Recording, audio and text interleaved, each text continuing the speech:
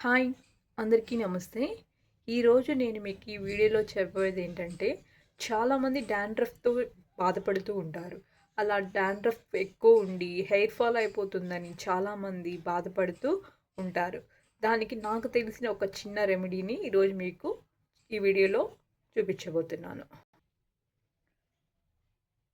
ముందుగా ఒక మిక్సీ జార్‌ని తీసుకున్నాము.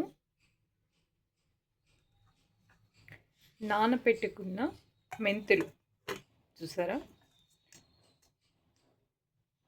ఒక హాఫ్ అన్ అవరు నానపెట్టుకున్న మెంతుల్ని మనం ఈ మిక్సీ జార్లో అనేది వేసుకోవాలి. డాండ్రఫ్కి మెంతులు అనేది చాలా యూజ్ అవుతుంది.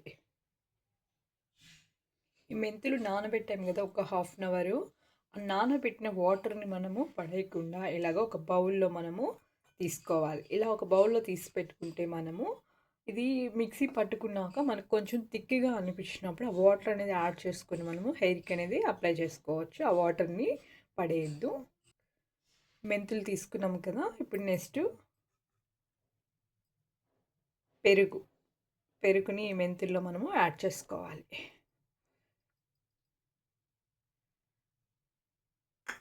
నెక్స్ట్ కరివేపాకు రెబ్బలు. నెక్స్ట్ ఒక మీడియం సైజు కట్ చేసి పెట్టుకున్న ఆనియన్ పీసెస్.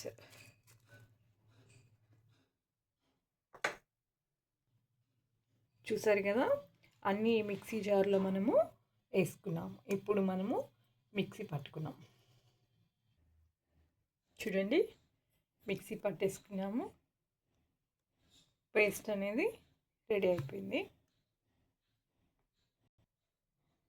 చూసారు కదా, మనము పేస్ట్ రెడీ చేసుకున్నాం. ఈ పేస్ట్ని ఎలా అప్లై చేసుకోవాలంటే, డాండ్రఫ్తో బాధపడుతూ హెయిర్ ఫాల్ అయిపోయిన వాళ్ళు ఈ పేస్ట్ అనేది అప్లై చేస్తే మీకు డాండ్రఫ్ అనేది తగ్గి హెయిర్ ఫాల్ అనేది తగ్గడం జరుగుతుంది. ఇది షార్ట్ హెయిర్ అయిన వాళ్ళకైతే ఈ క్వాంటిటీ సరిపోతుంది. కొంచెం పొడవుగా లాంగ్ హెయిర్ ఉన్న వాళ్ళకి ఇంకొంచెం క్వాంటిటీ పెంచుకోవచ్చు అనమాట.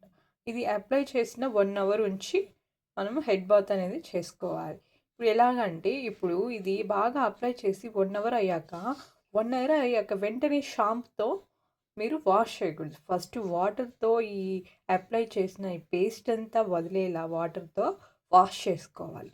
అప్పుడు నెక్స్ట్ మీరు వాడే షాంపుతో మీరు స్నానం అనేది చేయడం వల్ల